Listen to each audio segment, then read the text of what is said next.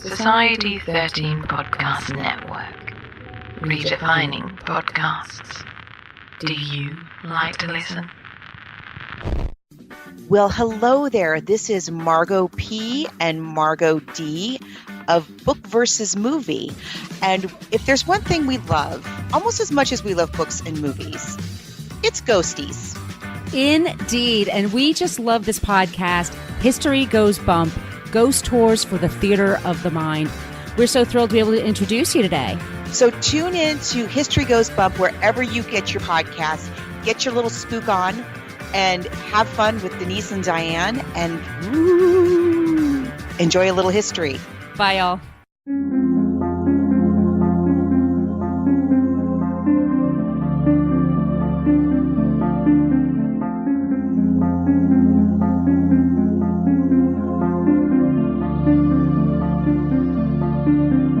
History tells the story of the world and of our lives. Sometimes that history goes bump in the night.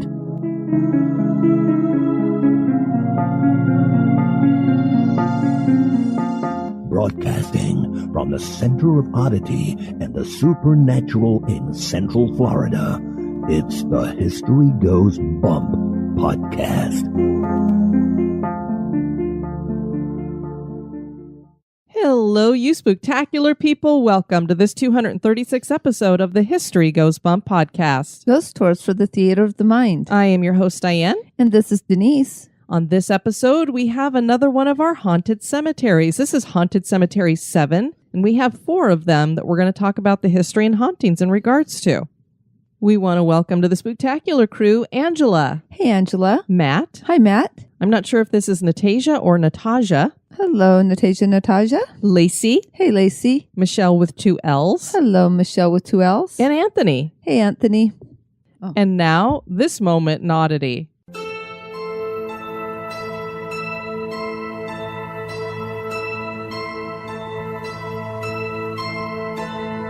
Anyone who has walked through a wet, deep forest has more than likely noticed that mushrooms have an affinity for growing on rotting wood. In some forests, these mushrooms give off an eerie, bioluminescent glow that has been nicknamed fairy fire. The more formal name is foxfire, but the fox part is not representative of the animal. The term refers to the French word fols, which means false, so basically the name means false fire. It is believed that the bluish-green glow of the mushrooms is from luciferase, which is an oxidative enzyme. The glowing attracts insects to spread spores and keeps animals from eating it. Documentation of this glowing oddity dates back to Aristotle in 382 BC. Foxfire is mostly found in the tropics, and just last year, a new variety was discovered at Ribeira Valley Tourist State Park near Sao Paulo, Brazil. Foxfire makes fungus beautiful, but it certainly is odd.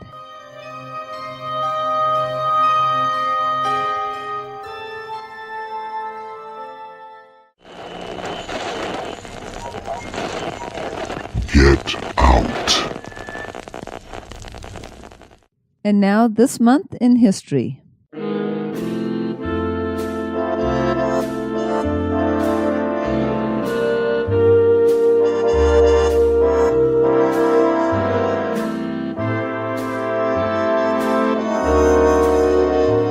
In the month of December, on the 2nd, in 1982, the first permanent artificial heart was implanted in 61-year-old Barney C. Clark by Dr. William DeVries at the University of Utah Medical Center in Salt Lake City. Clark was a Seattle dentist who was suffering congestive heart failure. His illness was so severe that he was not a candidate for a heart transplant. The FDA had just approved an artificial heart for human implantation.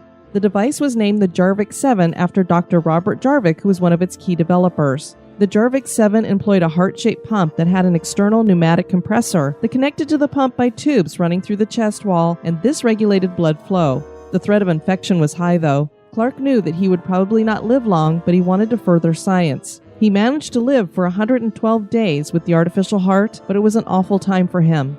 He suffered multiple infections and strokes and begged to be allowed to die. He finally did die on March 23, 1983.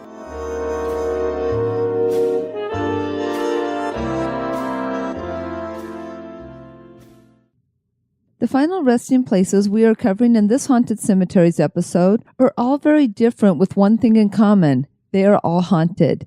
The Waldheim Cemetery is a large conglomeration of several cemeteries within one cemetery that was set aside for the Jewish dead of Chicago. The famous specter here is a hitchhiking ghost. La Recoleta Cemetery is a graveyard that I've actually visited in Buenos Aires, Argentina, and it was amazing. The beauty of this was phenomenal. The architecture of over 4,000 above-ground crypts that were found there, beautiful. Old Gray Cemetery is a historic cemetery located in Knoxville, reputedly home to another Black Aggie. And Stull Cemetery elicits chills from just the mention of the name, because people who know the legend here knows that it involves portals to hell and visits from the devil. Join us as we explore the history and hauntings of these 4 cemeteries. Very good lineup there. Woo, I'm looking forward to bringing these to everybody. First one up is Waldheim Cemetery in Forest Park, Illinois. Forest Park is a village and suburb of Chicago. The village was originally part of the larger city named Harlem. It was incorporated in 1907. The history of Forest Park is of great interest to taphophiles because it was once considered a city of the dead. And that's because there were so many cemeteries here, Denise, that at one time there were more dead residents than living ones. This kind of reminds me of the one that we talked about over in San Francisco. Yes, that's just like, wow. One of those dead residents is nearly as famous as her counterpart, Resurrection Mary. This hitchhiking ghost has the nickname Melody Millie, having been named after the nearby Melody Mill. The cemetery that she has to be dropped off at is named Waldheim Cemetery. Waldheim Cemetery is a Jewish cemetery that was established in Forest Park in 1870. The cemetery was divided into 288 separate sections, with each one representing a family group or a synagogue or an organization. Each of these sections had their own prices, rules, regulations, and individual caretakers. Most of the ornate entrances and dividing fences still exist today. There are reportedly 300 gates. The first Jewish internment was held in 1873. In those earlier days, a funeral procession would take quite some time to make its way to the cemetery. This all changed in 1914 when the Metropolitan Elevated L tracks began a special funeral route train. That route ran until July 13, 1934. Immigrant-based Jewish organizations kept up the care of the cemetery, but over the decades, these organizations faded away, and before long, Waldheim began to look neglected. Today it has recovered with new efforts by the Waldheim Cemetery Company to upkeep the beautiful historic cemetery. There are estimated to be around 150,000 Jewish burials in the cemetery. So this is a very large cemetery, and what really makes it unique is, as you were describing there, Denise, it's like a bunch of cemeteries inside of one cemetery. So it's for all Jewish people, but it's like each group had their own section, and they have all these elaborate gates and things to go with them. So imagine that. 300 gates. Wow. I definitely want to go see this place. I know. I wish we would have known about it when we were in Chicago the last time because it's just outside of there. But we had to go see Resurrection Mary. I had no idea that she had a counterpart that was right nearby. I know. Otherwise, we would have definitely tried to make our way over there. There are a couple of famous burials here. The first is Clara Peller. Does that name ring a bell to you, Denise? Nope. Well, for anybody who was growing up in the 80s, it probably rings a bell to hear Where's the Beef? Oh, now I have a major fail because I worked at Wendy's. So bad Denise, I should have known that. Indeed. Clara Peller was the little lady who became the Wendy's spokesperson who would go around to these other franchises. They wouldn't put names on them, but you knew it was McDonald's and Burger King, and she'd lift up the bun and it would be this little itty bitty burger on it. She'd be like, "Where's the beef?" Because Wendy's, of course, goes over the bun. Well, she was plucked from obscurity to star in those commercials, and it was a boon for Wendy's. I'm sure everybody remembers who grew up during that time just how popular it was and how people would go around saying, "Where's the beef?" to all kinds of things. She was born in 1902 and worked as a manicurist until she retired, and that was when Wendy's came calling. She actually was fired from her spokesperson job after doing a commercial for a spaghetti sauce. So I don't know if she was like, I need to get a little bit more action going on here. I don't want to just be the Wendy's spokesperson. And apparently she didn't realize that maybe she needed to ask before she went over to the spaghetti sauce. Yeah, that's usually a good idea. But of course, she grew up in a whole different time and way of thinking. But can you imagine firing a little old lady? Let me see. Big boss, huge corporation. Yep. I guess so. She passed away in 1987. Another famous burial belongs to Michael Todd. He was a motion picture innovator and producer in the 1950s, but most of our listeners who know anything about old Hollywood probably recognize that name because he was at one time married to Elizabeth Taylor. I believe he was her third husband. Oh, wow. And the reason why their marriage ended is because he died in a plane crash, and that was in 1958. Albert Weinsanker is buried here as well. He was a gangster who worked for Bugs Moran, and that name is very infamous when it comes to the St. Valentine's Day massacre that happened there in Chicago. And Albert was one of the victims in the St. Valentine's Day massacre. God, there was so much stuff that happened in Chicago, but that's really cool. Melody Mill was known to the locals simply as the Mill. The Mill was a dance hall that opened in the 1930s and hosted young people until it closed in 1984. The young woman who haunts the road from the Mill to Waldheim Cemetery is unknown, but her legend predates that of Resurrection Mary. That legend first began in 1933 and rose to prominence in 1938 when a band leader named Tiny Hill told the story on a WGN radio show. He had been performing at the Mill and heard the story there. Apparently, a young woman had been dancing with 3 young men who all offered her a ride home. She accepted, and they got into the car that was one of the young men's, and they drove towards Waldheim Cemetery. She asked them to stop the car right outside the cemetery. She got out and headed into the graveyard. 2 of the men followed after her, maybe because they feared for her safety, or perhaps they had ill intentions. Either way, those 2 men were found the next day in the cemetery, alive but driven insane by whatever they saw in the cemetery. Their driver friend who had remained with the vehicle was dead at the wheel. The story continues that a purse was left in the car and the police found an address inside. They took the purse to the home and were shocked when the woman living there told them the purse belonged to her daughter, who had died 3 years earlier. Even though there has to be a name connected to this legend, it has been lost to time. So we don't know. Is it a legend? Is she actually a ghost that's hitchhiking there along the road and was eventually buried there in Waldheim? Which I have to say it, beware of hitchhiking ghosts. There you go.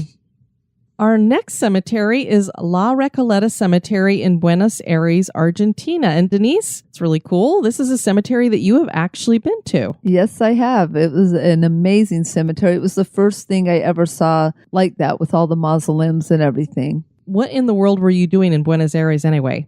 Well, we went to a tango show. No, just kidding. I went to the 1999 World Championships for Taekwondo. So you were there to compete, but because you are a taphophile at heart, you said, I've heard that Eva Perón is buried over there, and you wanted to go check out the cemetery. Absolutely, since Evita is one of my favorite musicals. Well, anything Andrew Lloyd Webber. I really enjoyed that play as well, so I'm right up there with you. So tell us, what is it like? What does it look like when you go through there? Like a lot of the cemeteries here in the United States, well, at least the ones that I've been able to go to, they have mausoleums, but they're kind of smaller, a little bit more intimate. The ones at La Recoleta were huge. It literally was like you were walking through a neighborhood. They're really tall walls. Things were very obscure. You couldn't see past one to the other until you kind of got past it. Sort of like if you're walking down a block, you can't see the houses on the other side until you turn the corner. And so it was just massive and these beautiful mausoleums, and it was quite impressive. Was there a lot of statuary and such in there? If I remember, yes. I sometimes all the cemeteries start to blend, but what I remember the most were how big and beautiful and ornate the mausoleums were.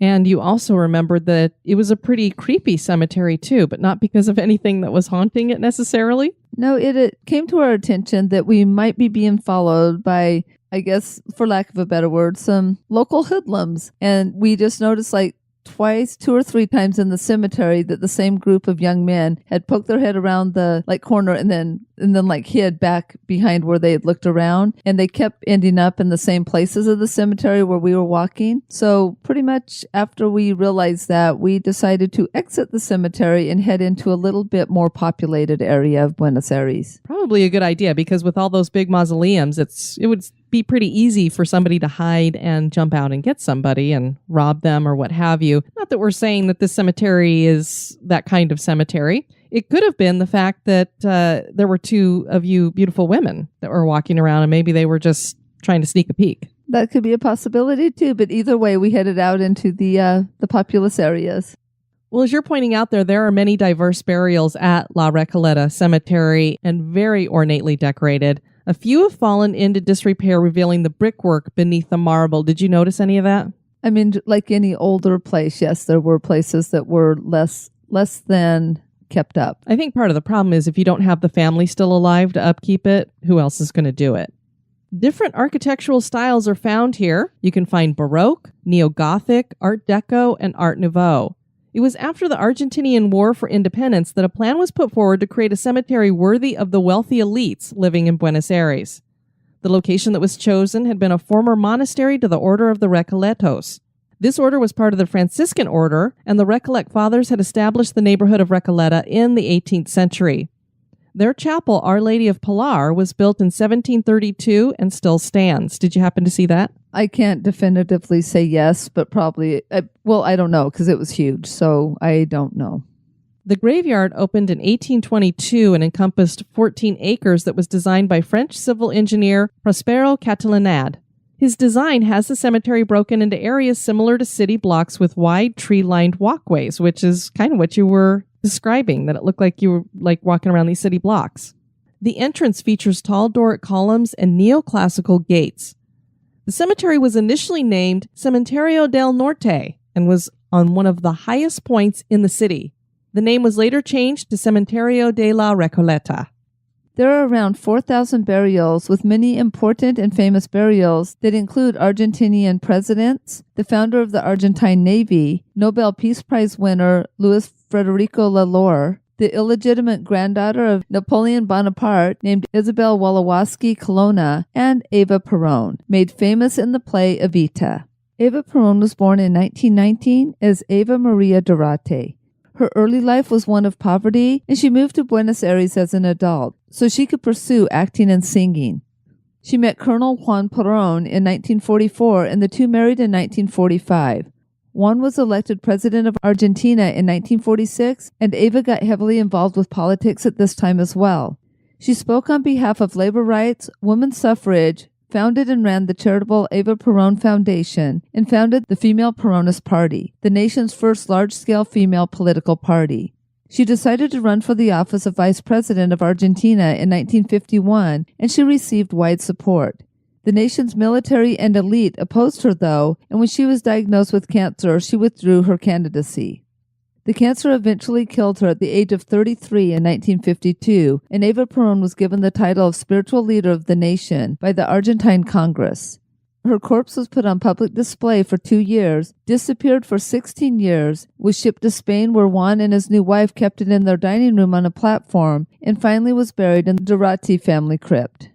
So she sure got around when she was dead. Holy cow, that's just creepy, having her body displayed on your platform. Yeah, I'm not sure if you could see her or if it was just that they put the coffin in the dining room on a platform. I guess it makes it a conversation piece. I think the main thing was what happened is she was on public display. She was one of the first people, I think, that they'd ever embalmed in Argentina, actually. And they kind of wanted to give it the whole Lenin thing where you would be able to see her all the time. And so for 2 years, that was the case. And then, of course, her husband got overthrown and he was thrown out of the country. So then it's like, oh, what are we going to do with her body? So I don't know where it went for 16 years. I don't know if they put it in storage somewhere or what. And then finally, I don't know if the military backed down or something. And then that's when Juan was able to get the body sent to him. And then he came back to Argentina and was voted in as president again. And that's when her body was brought back and put where it is today. You actually got to see the crypt, right? Yes, that was the main one that we went to see. So yes, I did get to see where she was buried. There are several spirits who haunt the cemetery. One of these spirits is said to belong to a former gravedigger at La Recoleta named David Ayeno.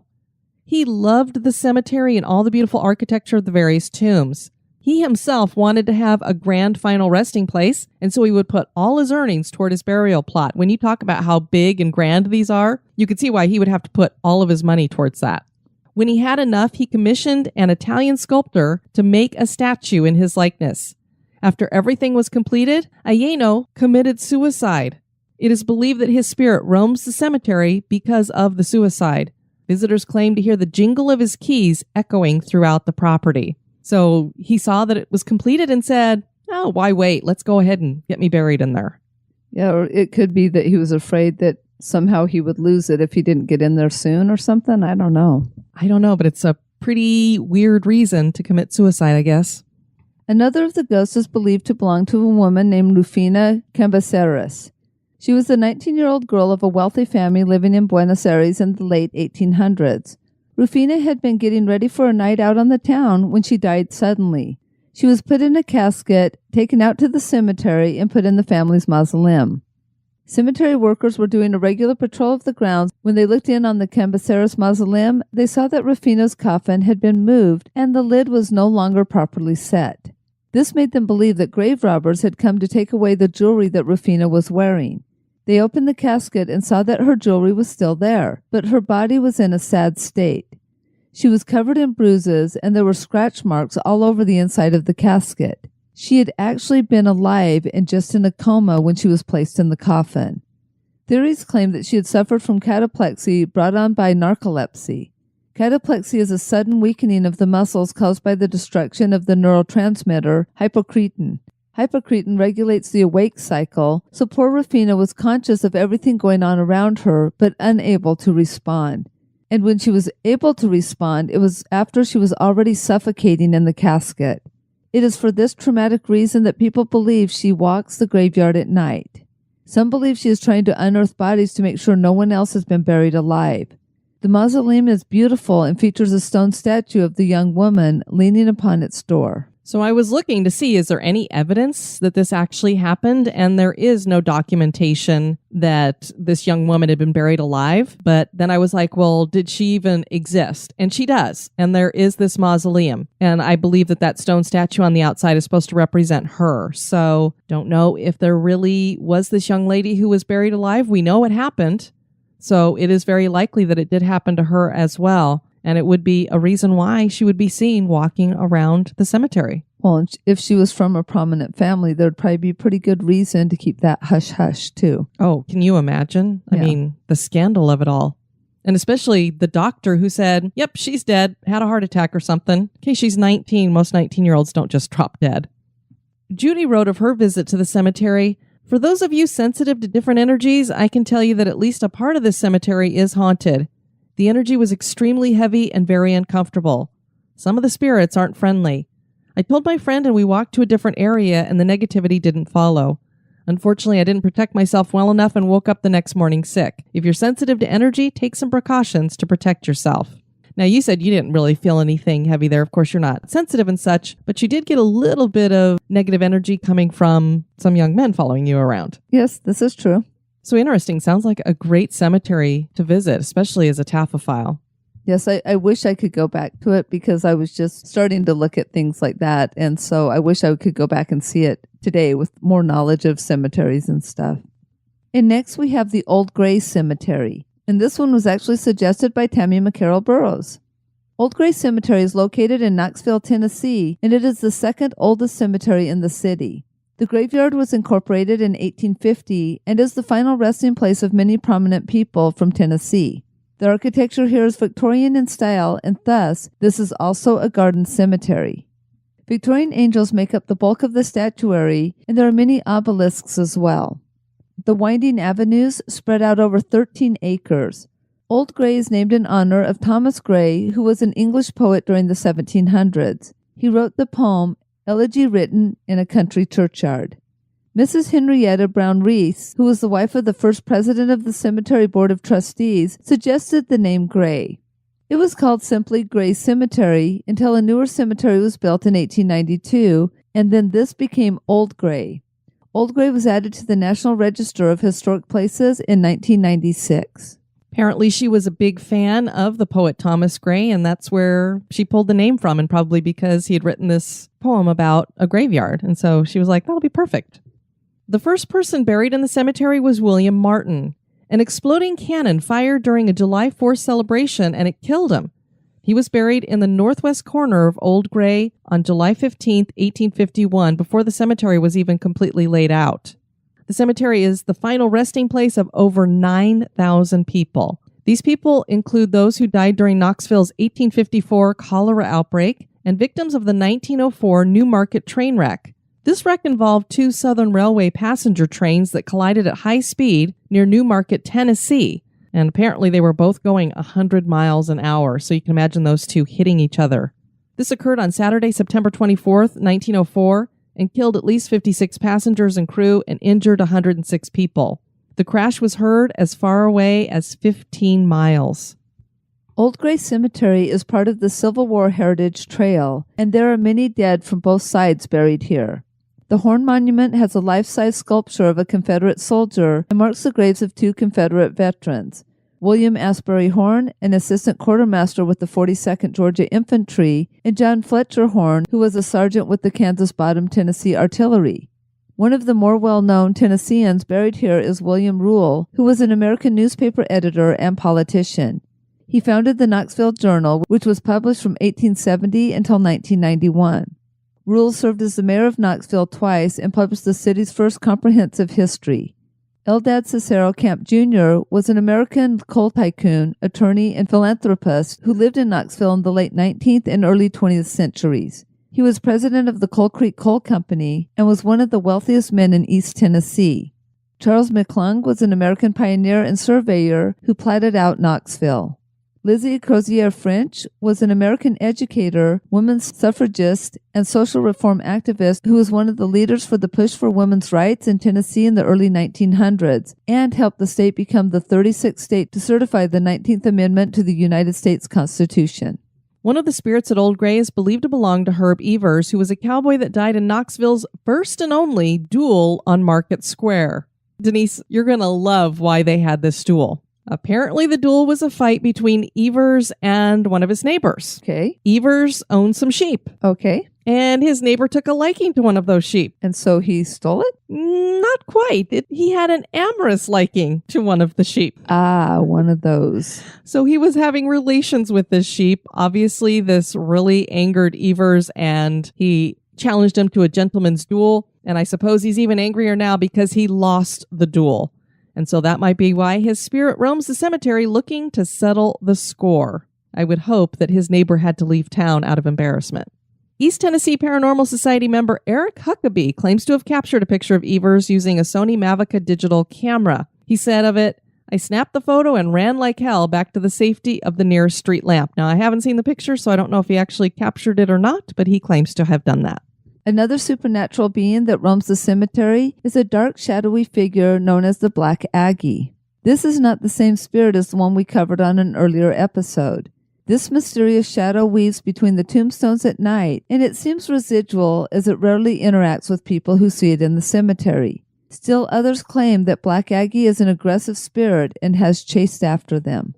So this is quite different than the other Black Aggie that we talked about, because that was a statue that people believed was possessed in some way and could cause people to die, and finally got moved out of the cemetery that it was in and was taken over to Washington, D.C. This one is not connected to a statue in any way, and we don't know what it's connected to. It's just this black, shadowy figure, and I'm not quite sure why it got the name Black Aggie, but it just seems to roam around for some reason. Don't know if it's connected to somebody buried there or if it's just some other spirit who likes to hang out. To me, when you have a residual spirit inside of a cemetery, I think that is more someone who came to visit somebody's grave, because how can you be residual if you're buried there? That's a good point, Diane. Yeah, you're not repeating something that you've done unless you're just laying in your coffin. So it seems to me like it would have been somebody who was visiting and maybe wore black when they were doing that, and that's what kind of freaks people out. But then there are some who claim that it's been aggressive towards them, so I don't know. Well, now, wearing black wouldn't be that weird if it was a mourner. No, definitely not. I mean, we've heard of women in black. I believe there's one in Central City that is residual that visits the graves there. Next up, we have Stull Cemetery, and lots of you have probably heard of this cemetery. It's named that because it's in Stull, Kansas, which was founded in 1856 and originally called Deer Creek. German and Pennsylvania Dutch were the first settlers here, and they erected the Evangelical Emmanuel Church on land donated by Jacob Hildenbrand. He later donated land to be used as a cemetery, and the two are side by side to each other.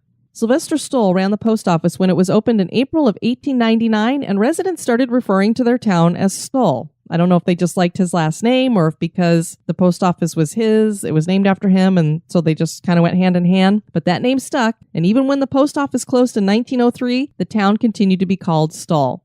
Stull was never big, and the population never exceeded 50 residents. In the early 20th century, many businesses tried to start in the town, but eventually people just moved away, and today the church and its cemetery, known as Stull Cemetery, are abandoned. There are still a few homes here and around 20 residents. Legends abound about the tiny church and abandoned cemetery. Stories incorporate witchcraft, satanic rituals, haunting experiences, and the infamous 7 gateways to hell. A haunting wind is a popular legend. One story claims 2 young men were visiting Stull Cemetery one night and became frightened when a strong wind began blowing out of nowhere. They ran to their car and found that it had been moved and turned around. Another man claimed to experience the same wind inside the abandoned church. He said that it felt sinister and knocked him to the ground. The wind then held him down.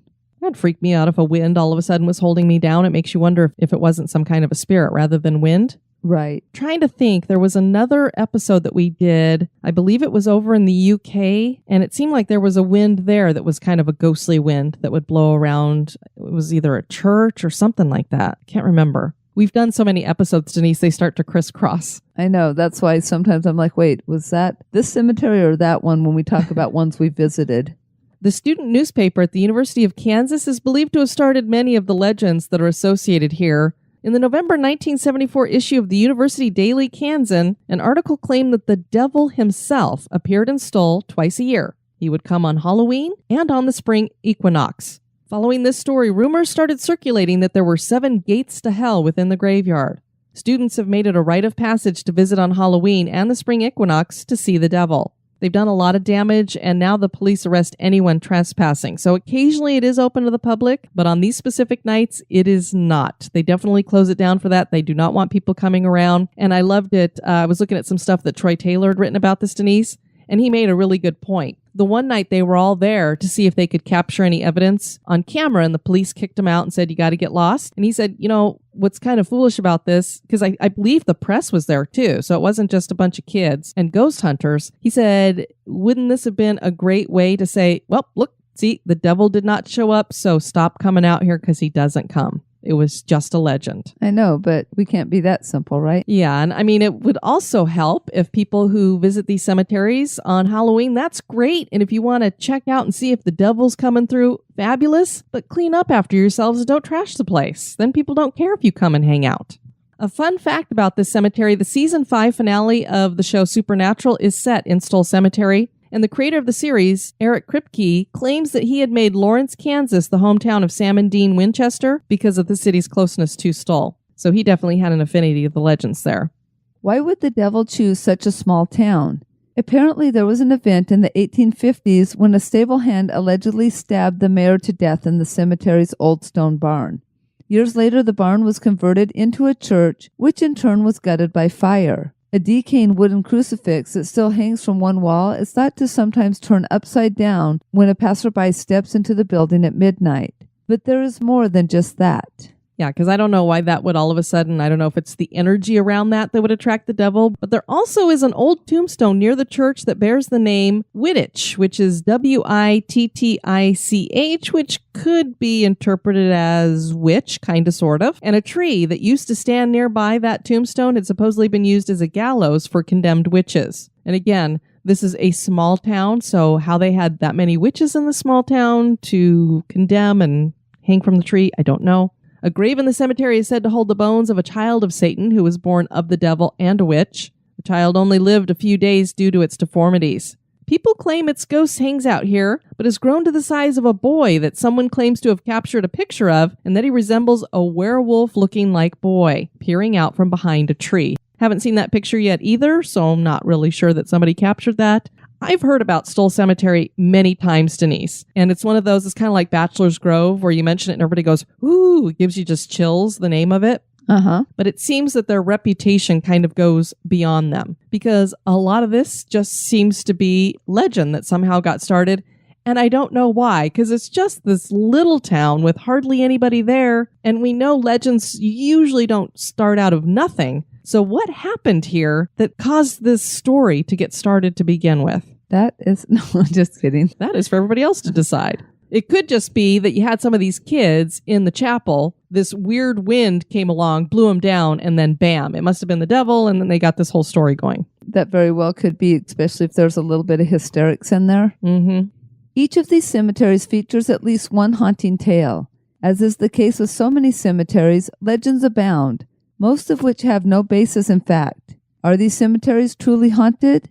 That is for you to decide.